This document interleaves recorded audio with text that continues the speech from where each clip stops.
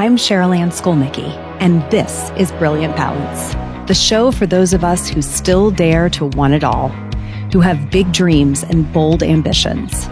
I think we deserve to have a big, full life and the freedom to enjoy it. So let's design our next chapter together for brilliance, not burnout. Each week, I'll bring ideas, insight, and a fresh perspective to keep you growing into a life that feels as good as it looks. Brilliant Balance, your life, your way. Now let's get started. This is episode 438 of the Brilliant Balance podcast, Carrying the Family, the Burden and Blessing of Daughtering with Dr. Allison Alford. Listen, today's conversation is for you, the listener, if you have always been the steady one in your family, the one who notices what needs to be handled before anyone else does. You're probably the one remembering the birthdays, managing all the sibling dynamics, smoothing tensions, carrying the emotional temperature of the room.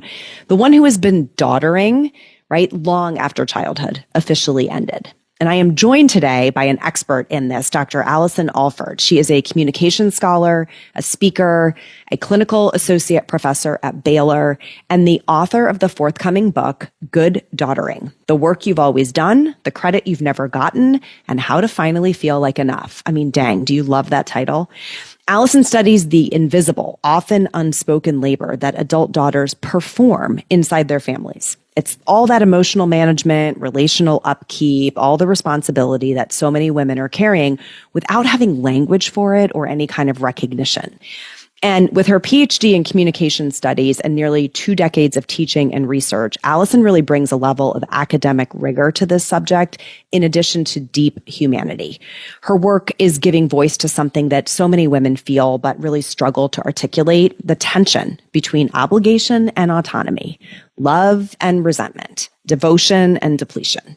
So in this episode, we're talking about what it really means to carry the family and how adult daughters can begin to redefine their worth, their sense of responsibility, and being enough on their own terms. So let's welcome Allison Alford to the show. Thank you so much. I'm so glad to be here. And I'm always up for a discussion about daughtering and how we can provide a little bit of relief for the women who need it most. Absolutely. And I have to say, we've just stumbled into this topic that is sitting at the crosshairs of the audience that listens to this show. So I think your subject is going to be really resonant with everyone who's here today. Before we get into all of your expertise, and it's so deep, I would love to just have them learn a little bit about you. So tell us a little bit about your story, the 3-minute version of who is Allison. Absolutely. I am a Texas girl, even though my accent doesn't always give that away immediately. I'm a daughter, a mom of 2 teenagers, a wife, with a dog, a cat, a house. So I guess pretty idyllic in that sense. And I am somebody who all my life has been aware of the dynamics of how people interact. Yeah. I've always been kind of that empath who notices people and notices what they're thinking and doing and what they're saying. And I realized as I became a researcher and I was getting my PhD that I'm also pretty good at noticing what is not here. Like looking around at a circle of friends or a party and thinking, who's not invited or what's missing from this picture? And in many ways, I have directed that to women and women's lives. What is it that women are doing but not getting credit for? Or how are women shut out from this experience where they could get some value or get some relief? And that's kind of made it my mission, really, to reach women and say, there's a lot of ways that just by talking, communicating, and creating awareness around certain situations, we can support each other. We can hold each other up and say, girl, you're doing it. And I see it. Even if society isn't giving you credit for it, I know you're doing it. And it's hard work and I appreciate it. That's amazing. It's amazing because when you give voice to something that has been unspoken, I think it's so powerful. Just naming something that people have not had language for, I think is a really powerful shift. I know Brene Brown has done it so many times, another Texas academic, and we love her so much for it. So just being able to give voice to something that we don't necessarily have language for is powerful in its own right. So when you talk about carrying the family, right, or daughtering, what are you naming? that so many adult daughters feel, but don't really have the words for. Yeah, the word daughtering is meant to be this active way of thinking of adult daughters and families. And sometimes when you say what daughters do in families, women's minds jump to what we'll do for the elderly or what we might do if someone is sick. But I'm talking about what you started doing when you were 20 and you moved out of the house and you had to call and soothe and smooth and organize and think in advance and buy the gift and spend the money. And it keeps going and changing in your 20s, 30s, 40s. And so daughtering is really focusing on the choice that we have, the agency, but also the way that we purposely show up in our families to try to help keep it running and keep it together, because we like being in a family, but we have to name that hard work and give ourselves credit for it. Yeah. And you got into some interesting categories right away. I immediately started thinking about my sister-in-law when you were talking about some of this. She's the oldest, I'm married to the oldest child, but she's the oldest daughter. And when I look at the difference in the way the two of them carry responsibility in their family, it falls exactly along these lines that you're describing. So what are some of those like buckets of work that you see most often? Maybe I shouldn't even call them work. Maybe it's activity that you see daughters taking on. Work is a great way to describe it. There's all kinds of work: paid work, unpaid work, parenting work, friendship work, community work. And the word work just helps us understand that I'm choosing to give my resources to this. And it's not easy, just even if I make it look easy. So when we think about daughters and daughtering, I like to identify 4 buckets, and that's doing, thinking, feeling, and being work. The doing work is the most obvious. That's where we see someone take a meal to someone, we're doing something for the family, or the daughter fills her mom's stocking at Christmas. She's doing something, or making phone calls. And so all kinds of tasks fall under the sort of doing or task work. The thinking work is what we do inside our mind. It's our cognitive, it's the never-ending supervisory. loop. Yeah. It's when we're the family CEO, because we're organizing, we're planning ahead, we're 3 steps ahead, removing roadblocks so that we don't have an issue down the line. And that's really tough for people to see, because we never hit the problematic thing because the daughter has mentally gone ahead. Yeah, she's smoothed the path. Handled it. But it's a super valuable way for that women show up in families, just by thinking ahead. That's the thinking work. Okay, so doing and thinking. So doing and thinking. The third one is the feeling work. And that's really the emotion part, which I think a lot of women identify with. And, especially with the conversations around eldest daughtering, we're really identifying this. So there's 2 kinds of feeling work. And one is just helping everybody feel good. Okay, if I call my mom, I'm like, how was work today? How are you? Oh, I'm sorry to hear about that. Oh, how is Nana? Oh, how's your sister? And I just soothe and kind of smooth it over. Another kind of work is when we make ourselves seem okay to make the situation okay, even when maybe internally we feel some friction. And I think of that happening when I go to a family dinner and somebody brings up politics, and I just keep my mouth closed. And I'm really working on self-control in order to make the moment good, to make everybody feel good. It's kind of that going along to get along. Like, I'll just be quiet and go along to get along. Yeah, and that takes restraint. And that means that it's used our resources. We go home, we're exhausted. Like, why am I so tired? And it's like, because I held back what I could have said, what I wanted to say for the good of the family. So that's the emotion work part, the soothing and the smoothing and the fixing my face and things like that to make things good.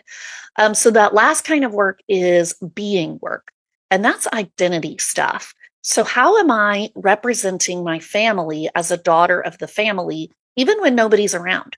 How am I telling others about how great our family is? The reputation traditions work. Going, the legacy. Yes. What is it that I do with my children that's important for helping them think my family's cool. Oh my God. I've never thought about this part. Yeah. This is the breakthrough. So thinking, feeling, and being are absolutely invisible in that they're not something we see people doing with their hands and feet. So let me see if I get this right. Or if I'm getting it, what you're saying. So the thinking work is smoothing things out in advance. I'm seeing around corners. I'm handling things, sort of all that executive function work that we often do as mothers. We're sort of translating into our extended or family of origin. And then feeling work is I am responsible for, is it just mom or is it my parents' emotions? Everybody's. It's any parent. You could even extend daughtering to a step parent or a parent-in-law. And so I use the word parent. I would say it's mostly moms. Mostly moms. But not everybody has Your a mom, example was mom. That's why I with. asked the question. But it's largely like, I'm going to make sure that I am not causing negative feelings and that I am also helping them manage their feelings, like helping them feel seen and heard. And then here, the being piece I had never thought about, of just what is my role in legacy, identity, tradition, right? What am I carrying on as a member of this family? That is really important. And that it does fall to the daughters to carry those things on. That's fascinating. My mom, I'm thinking about my mom as a daughter now. And to this day, her siblings and their spouses, she has all brothers, call her to participate in and be coached through these family traditions, like traditional foods and stuff at the holidays. And they insist that she's the one who is like, bearing. It's so fascinating how it works in layers. And some of those things are really fun and pleasant to do. That's the blessing part of it in some ways, I think if I was called and said, what's that special family dish? And somebody was like, you make it the best. And they said nice things. It feels good. And so there's a lot of parts of daughtering that feel good. It feels good to be a member of a family, to have a support system, to have people rely on you. But much like our other jobs, whether it's our regular daily job where we go to work and make money, it's also stressful sometimes. It also requires our attention. It can cross the line. Our body, our stress, And so it's we need to recognize both parts of it in order to understand how to properly place daughtering in our lives without getting burnt out, which then impacts everybody negatively. I don't know if this is in your book, but something I've talked about a lot with my oldest daughter, and it really was rooted in an essay that she wrote in high school, was the difference between doing something out of duty or obligation and doing it out of love. And that's a little bit of what I hear here in the duality, is whether it is a burden or a blessing is probably predicated upon, do you view this particular thing as an obligation or as something that you are doing with complete willingness, right? As an act of love. What do you think about that? To me, those things exist together. They can exist together. They don't always exist together. Okay. We can do things out of obligation and we hate doing them, but we also can say to our parent, they're like, you don't have to come around here all the time. And you can say, I want to. That's the love. Because right? I like being with you, but I like being able to do things for you. So one of the things I talk about in my book is different ways that daughters can picture happiness in our lives as daughters. How does daughtering contribute to my happiness? Okay. So sometimes when I'm daughtering and I just go hang out with my parent and I go to my mom's house and I always call it shopping, and I just open pantries and I take things and I sit at her table and eat Fritos and bean dip. We love that. And we just interact and we just enjoy each other. And I'm even kind of trying to get mothering from her. Yeah. And it's fun. I like it. Then that might be part of the type of happiness I call hedonic happiness, or I don't call it. It's something Martin Seligman came up with. Yeah. And it's just the things that are fun. The thing, it's fun in the moment and we like doing it. But other times we have to do things that are not really fun in the moment, but they feel like they're important for our long-term self. Who do I want to be as a daughter, as a person, as a human? And so that kind of leans towards the obligation piece. So I go, I do things like we went on a big family vacation and I spent a ton of money on a photo session and I got everybody organized and I was out there sweating. And then later I, got the pictures printed and gave them to everyone. And in the moment, it really wasn't very fun. But I felt like I had contributed to something important to the family, to the big family. And so I added to my eudaimonic happiness. That's that long-term, lifelong happiness. It's more purpose-driven, like fulfillment. That's right. And so we do things out of obligation, but they do still contribute to a form of happiness. So you could think of the hedonic stuff as like, I would do this anyhow. I would go sit and eat Fritos and bean dip right at someone else's house. It would just be fun. And then also, I may not organize a photo shoot for just anyone unless I was getting paid to do it. But in this case, I will because it's purpose driven. I know it matters. That's the eudaimonic level. Yeah, I think that's a really good distinction. So we don't just have to think of obligation as this wholly negative things. I can do things out of obligation and still think, well, I feel good about being a good person. You know, like I think honestly, it's harder though, honestly, Allison. I think when our core motivation is, I'm doing this because I have to, right? I think what it starts to do is maybe eliminate agency, where you were talking about before, like underneath all of this is you have a choice. If I really feel like I don't, like there's such negative consequences to not doing it, or there's so clearly no one else to do it, that then I think it can lead to resentment. Yeah. What do you think about that? We get stuck in that trap of over functioning is love, and that I have to give this. And because I did it one time, I have to do it again and again. And that there is definitely nobody else who can do it just because my siblings aren't jumping up to do it, or because I haven't found someone to pay to help me with this. We can sort of feel like, well, I guess it's me. And then we do it. And then we get stuck in that feeling of being taken for granted because our work as a daughter we're not giving it credit, and we're not feeling seen and valued. So it doesn't feel like our daughtering matters. And in some ways, I think there's an analogy to the work as a parent, which can be thankless, right? You said you have teenagers. I do too. I think I don't expect them to be like, wow, thanks, Mom, for making sure I got out of bed. Thanks, Mom. Like, that's silly. They're not going to do that. And yet it would be great, you know, to feel a sense of appreciation back. So I think whenever something crosses from, I loved your language of like, you did it once. It was maybe unexpected and delightful and people were grateful. But then now you're the one who every year has to do the photo shoot. That crosses over to now we're at expectation. And I don't think people have the same gratitude once something is expected. So it changes the whole kind of, the calculus shifts a little bit on how the whole ecosystem feels about that particular activity, right? The first time you do it, it's delight, but I wonder if that holds over time, and maybe if that's part of what ends up in this dynamic. For sure. And that can happen in any relationship or any space. I know your listeners think a lot about their workplace. I mean, one time you bring cookies for somebody, now and then you start, now you're the cookie person. And, or you feel like, well, now I have to bring it for everybody's birthday, or I have to bring it at every event. And then you don't want to do it anymore. And you've lost the original joy that you had in it. And so there's an opportunity here to say, I'm not stuck. I'm not forced. I don't have to. I have choice. And I can recalibrate any of these spaces, what I want to do, what I don't want to do.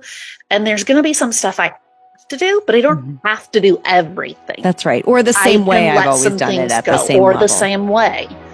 Or I can get some help. Did you know that beyond hosting this podcast, I also directly support women leaders at the intersection of work and life?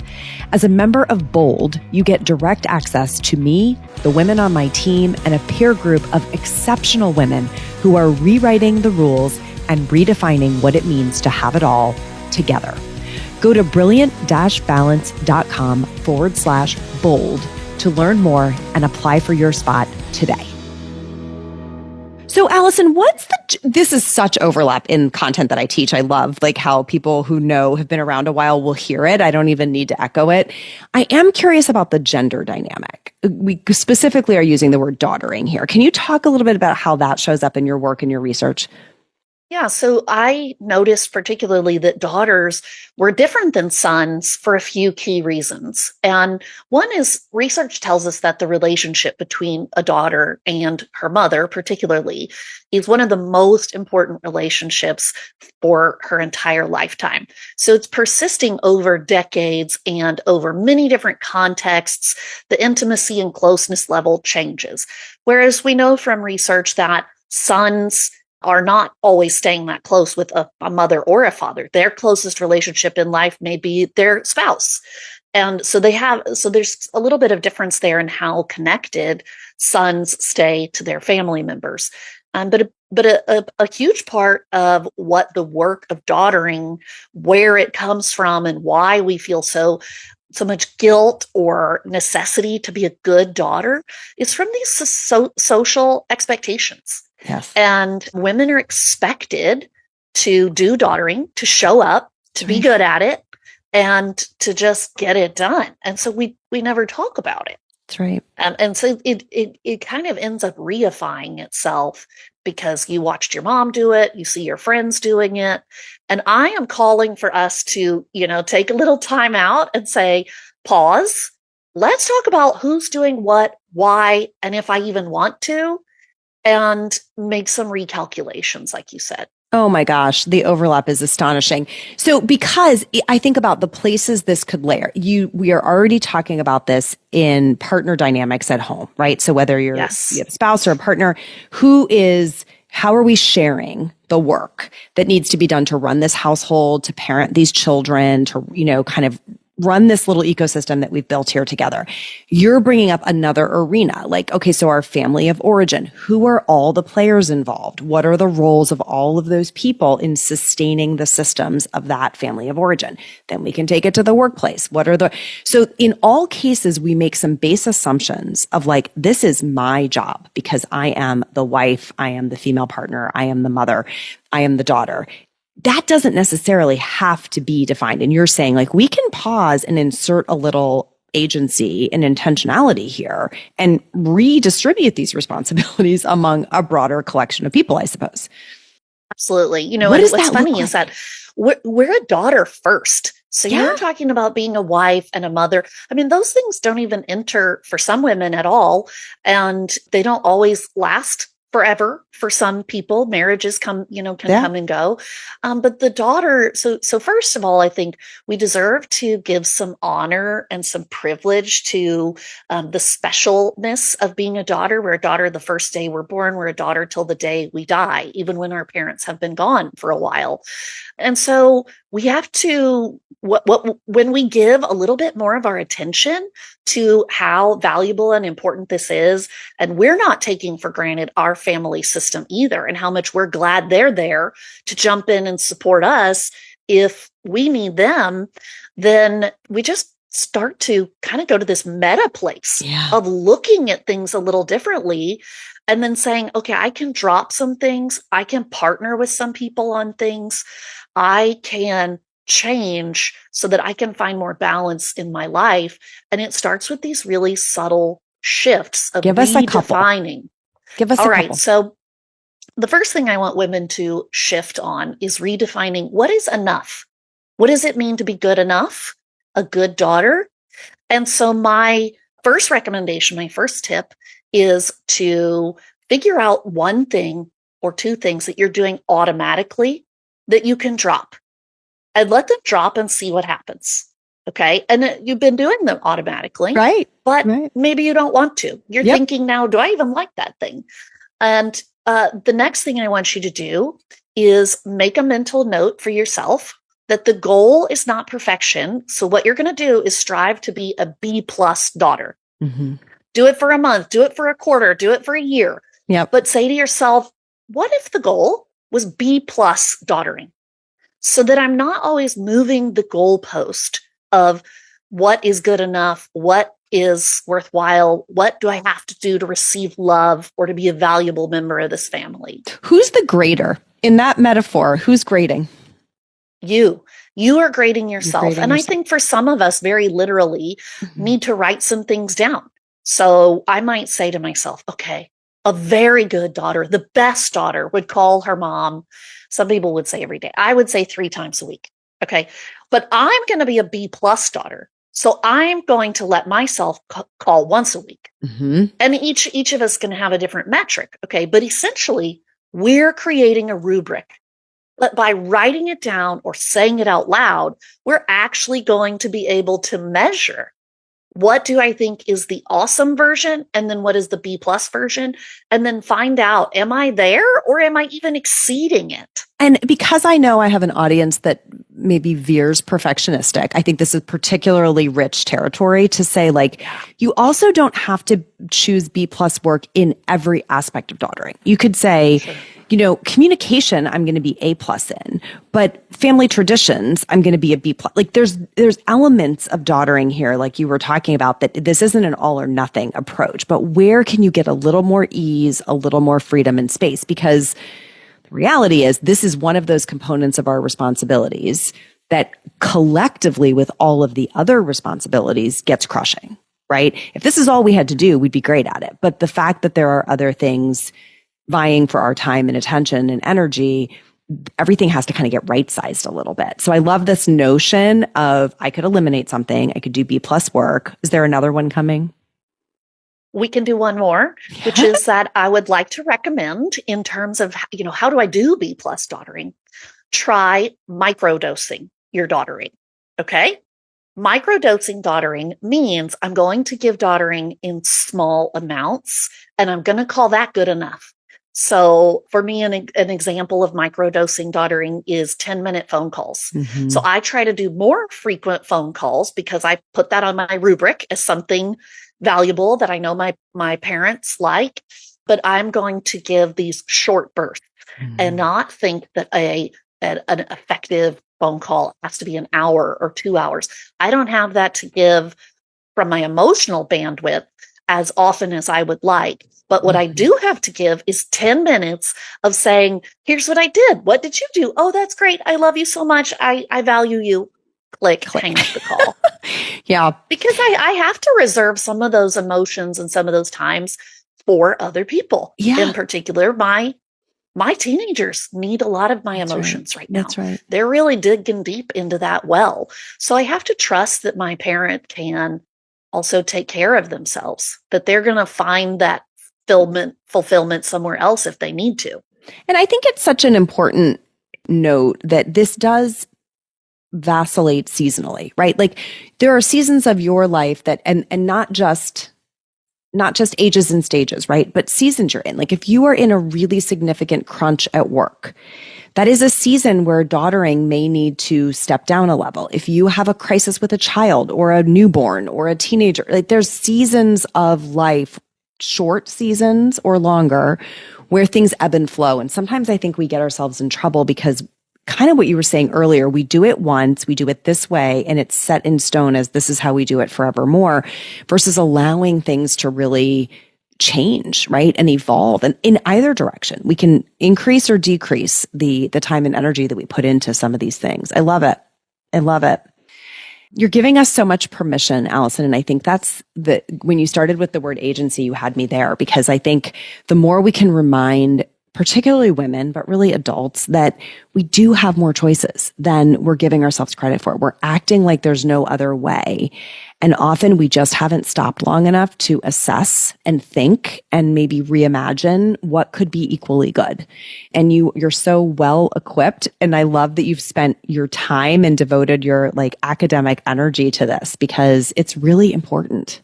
Yeah, I think so. I think it's important for women in our bodies to have that balance, to find places where we notice where stress or tension is coming from, and sometimes that we're doing it to ourselves, and find ways that we can seek a little relief, but without, not relief and that we stop doing something and then we double up on guilt, but relief all the way around. I love that word, permission, and recognizing that if we do some of these things, we're not just quitting on our family. We're not disconnecting. We're doing these things to make the relationship better, to make it stronger, longer, and to model for other generations, our kids and the future, how to do family really richly without self-sacrifice or self-erasure. Maybe sustainably is like the through line of like, it has to be Sustainable. something, right? Yeah, that we can sustain and that we can model something that is admirable or aspirational. I'm so drawn to the data on how many young women, we both have teenagers, are like, I don't even want to have kids because that looks like a terrible life situation. And I think we have to be careful about both what we're modeling for daughtering and mothering in terms of, do we want to create something that they look at and think, oh, I don't even want to do that. You know, generationally, I think that's a really significant dynamic. Yeah, how we talk about things is so important. And that's why we're trying to get both sides here. What is work? What is daughtering? What is the burden and the stress that can pull us down? But also recognizing if we can fix a little of that side, we can lean into the blessing, the goodness, and the value, which may be what some of our younger generation is missing about what's great about being a parent, which is just a reminder that I need to narrate that. I need to narrate my daughtering. I need to narrate my parenting. I was just telling my husband I need to come home and say nice things about my workplace, because I just have this tendency sometimes to dump the hard parts and say those out loud. And I want to make sure I say the good parts out loud. I love being connected in an intergenerational family. I love having a job that pays me money. I love being a parent. Yes. But I don't need to pretend like it's easy or perfect. I have to have that balance of describing both of these things, not just for my children, but for me, so that my brain is processing it too. That is brilliant. It really is. And I think expanding the narrative to really consciously talk about all of it. You know, we want to be honest, and it is a multifaceted endeavor, all of these roles that we play. Well, you have been fantastic and enlightening. So I'm so glad that we were able to get your time to be on the show. Can you tell people where they can find you and your work? Absolutely. I would love for women, if you're a daughter, if you know a daughter, love a daughter, have a daughter, to pick up the book, Good Daughtering. So it's this bright pink one. Beautiful. It's out February 2026. And find me particularly on Instagram at Daughtering101. And you can find all the other places to reach me in my Substack and my website from there. But please contact me and let me know what you're thinking about daughtering. Fantastic. Again, thank you so much for being here today. It was a delight to have you.